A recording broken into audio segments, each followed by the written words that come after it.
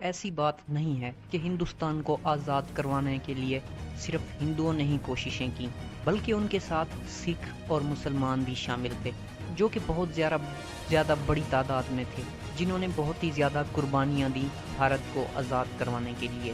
تو ہوا یوں کہ مغل بادشاہ جہانگیر نے انگریزوں کو فلی طور پر آزادی دے دی کہ وہ یہاں آ کے بھارت میں آ کے تجارت کر سکتے ہیں، مکمل طور پر ان کو آزادی دے دی، ڈیوٹیز بھی ختم کر دی، ان پہ ٹیکس بھی ختم کر دیے۔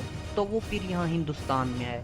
ہندوستان میں آ کے انہوں نے بہت ساری فیکٹریاں کھولیں، کمپنیاں کھولیں۔ ایسٹ انڈیا کمپنی یہاں آ کے بہت ہی زیادہ پھل پھول رہی تھی۔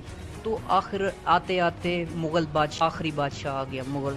تو اس کے بعد چلتا رہا سارا نظام، انگریز قابض ہوتے گئے ہندوستان پر۔ تو یہ دور ہے آخری مغل بادشاہ کا، 1857، بہادر شاہ ظفر، جو کہ بہت ہی زیادہ کمزور بادشاہ ثابت ہوا، اور اس وقت اس کی عمر تقریباً 62 سال تھی۔ تو انگریزوں نے مکمل طور پر بھارت پر قبضہ کر لیا۔ تو انہوں نے کمپنی کے ذریعے سے ہی مکمل طور پر قبضہ کر لیا، اور اب بھارت میں کمپنی راج لگ چکا ہے۔ کمپنی کی اپنی فوج تھی، اپنے جنرلز تھے، اپنے ان کے خود کے قانون تھے۔ تو یہاں آ کے انہوں نے مکمل طور پر قبضہ کر لیا۔ جو آخری بادشاہ تھے بہادر شاہ ظفر، انہیں انگریزوں نے یہاں سے اٹھایا اور رنگون بھیج دیا۔ تو وہاں جا کے انہیں قید کر دیا گیا۔ تو انہیں وہاں جا کے مارا نہیں گیا، بلکہ جیل میں رہ کر ہی ان کی جو ہے موت ہو گئی تھی 1862 میں۔ تو اب چلتے ہیں 1857 کی طرف۔ 1857 کا وقت آ چکا تھا، اور انگریزوں کا مکمل طور پر ہندوستان پر قبضہ تھا۔ کسان جو تھے وہ بھی ان کے انڈر رہ کے کام کرتے تھے، باقی جو ادارے تھے، جو کاروبار کرتے تھے، جو تاجر تھے، وہ بھی ان کے انڈر رہ کے ہی، انگریزوں کے انڈر رہ کے ہی کام کیا کرتے تھے۔ تو جب انگریزوں کا دور آیا تو انہوں نے ٹیکس لگانا شروع کر دیے، کسانوں پہ ٹیکس، تاجروں پہ ٹیکس۔ ملک میں جو ہے بے روزگاری بڑھنے لگی، بھوک اور افلاس بڑھنے لگا۔ جو کسان تھے، جو فصلیں اگاتے تھے، ان کا بہت زیادہ حصہ جو ہے ٹیکس میں چلا جاتا تھا، انگریز وہ لے کے چلے جاتے تھے۔ تو کسانوں کو بہت ہی زیادہ نقصان ہوتا تھا۔ کسان جب کوشش کرتے تھے انگریزوں کے سامنے بولنے کی، کہنے کی کہ ہم فصلیں اگاتے ہیں اور تم لے کے جاتے ہو، تو انگریز بغیر سوچے سمجھے ان پر ظلم و تشدد کر دیتے۔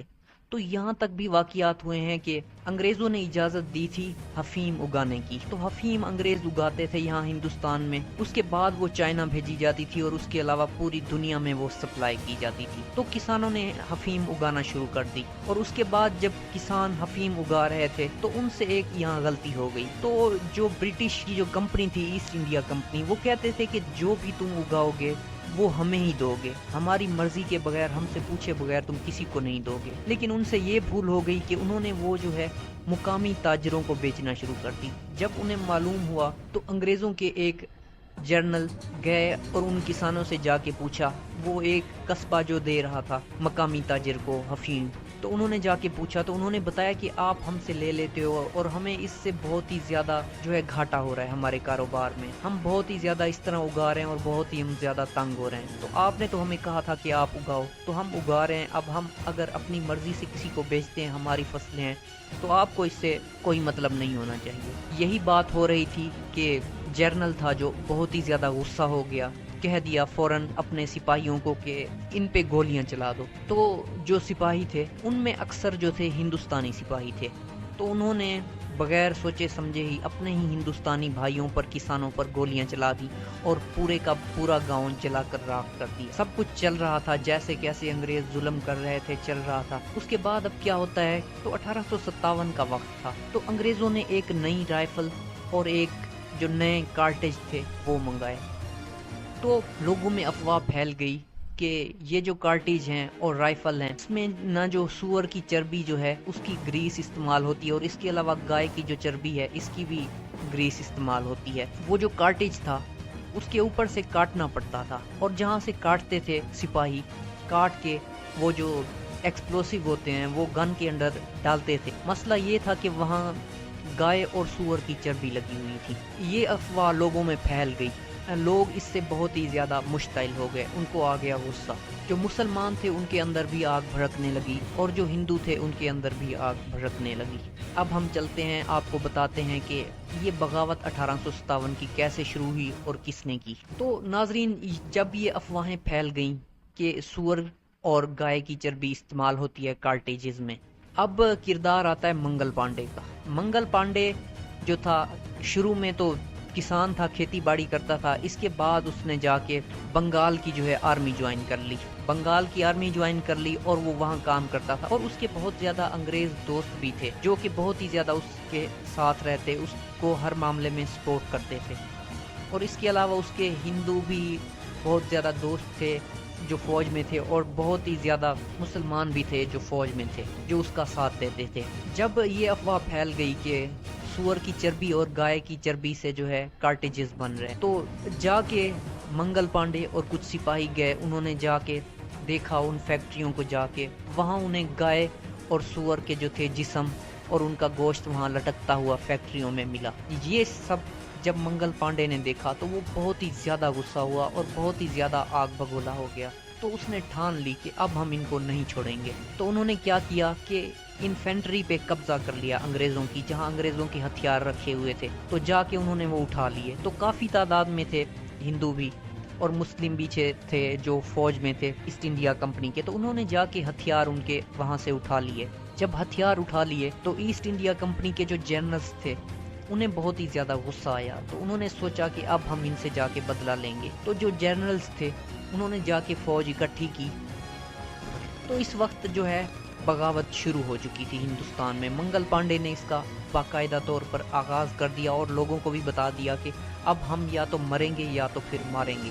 تو چند ایک جو ریاستیں بچی تھیں ان کے راجاؤں کو بھی اپنے ساتھ ملایا انہوں نے، منگل پانڈے والوں نے ایسٹ انڈیا کمپنی کے خلاف ہو گئے، ہندوستان میں بغاوت شروع ہو گئی۔ تو انگریزوں نے بھی یہ چیز بھانپ لی کہ اب بہت ہی زیادہ ہمیں مشکل پیش آنے والی ہے۔ تو اس کے بعد انہوں نے جو ہے رنگون ریجمنٹ کو وہاں سے منگوا لیا، وہاں سے پلٹن منگوا لی، کیونکہ یہاں کے جو سپاہی تھے زیادہ تر ہندوستانی تھے اور ان میں تو مکمل طور پر اب بغاوت شروع ہو چکی تھی۔ تو انہوں نے رنگون سے ایک بہت ہی بڑی ریجمنٹ منگوائی۔ منگل پانڈے اور ان کے ساتھی جو ہے ہتھیار لوٹ کے انگریزوں کے کھڑے ہوئے تھے میدان جنگ میں ان سے لڑنے کے لیے۔ تو رنگون ریجمنٹ یہاں پہنچ گئی۔ جب منگل پانڈے کے ساتھیوں نے دیکھا کہ رنگون ریجمنٹ یہاں پہنچ چکی ہے اور اتنے زیادہ ان کے ساتھ سپاہی ہیں، تو ان کا حوصلہ پست ہو گیا، وہ ڈر گئے کہ اب ہم نہیں بچ سکتے۔ لیکن منگل پانڈے جو ہے بہت ہی زیادہ ضدی انسان تھے، اور صاف ظاہر ہے وہ بہادر بھی بہت زیادہ تھے، تو بہت زیادہ ضدی بھی تھے اور بہادر بھی تھے۔ تو انہوں نے کہا نہیں، ہم مقابلہ کریں گے۔ تو ان کے ساتھی کہہ رہے تھے کہ یہ تو خودکشی ہے، یہ ہم نہیں کر سکتے۔ تو منگل پانڈے نے کہا جاؤ، تم بھاگ جاؤ، میں یہیں کھڑا ہوں، آج میں کچھ نہ کچھ تو ان کے ساتھ کروں گا۔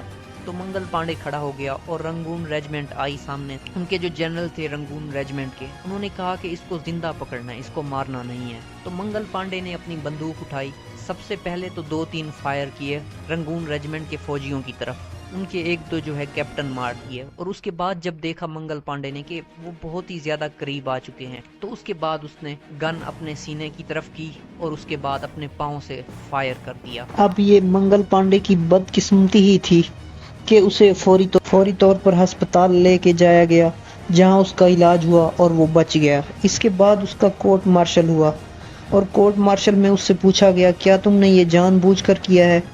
کیا تم نے جب یہ بغاوت کی کیا تم نے یہ نشہ کیا ہوا تھا اس دن؟